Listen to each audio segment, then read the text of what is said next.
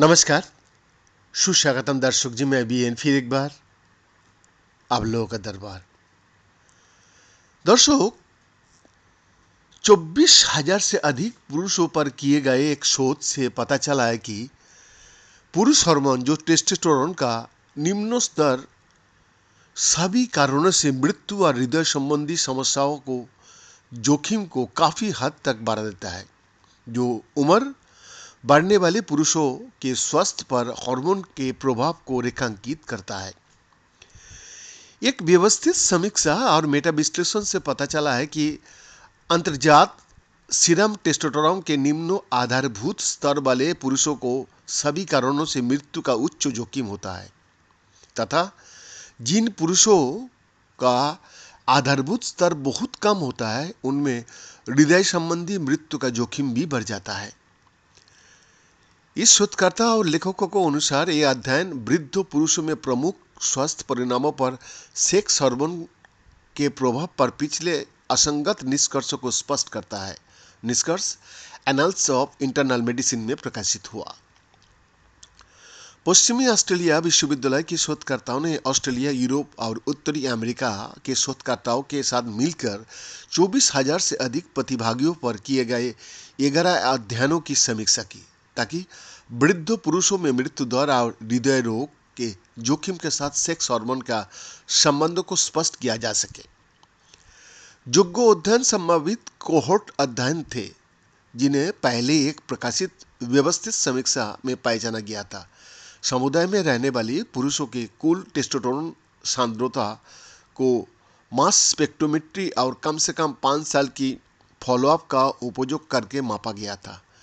Baseline hormone सांद्रता यानी कुल testosterone, sex hormone binding globulin, प्रोटीनाइजिंग हार्मोन और ढेर सारे हार्मोन और सीबीडी। जी हाँ, घटनाओं, सीबीडी, मौतों और सभी कारणों से होने वाली मृत्यु दर के सापेक्ष जोखिम के बीच संबंध को सारांशित करने के लिए व्यक्तिगत रोगी डेटा का उपयोग किया गया था। डेटा से पता चला कि केवल कम कुल टेस्टोस्टेरोन सांद्रता वाले पुरुष में सभी कारणों से मृत्यु दर का जोखिम अधिक था। एक महत्वपूर्ण निष्कर्ष ये था कि 7.4 nmol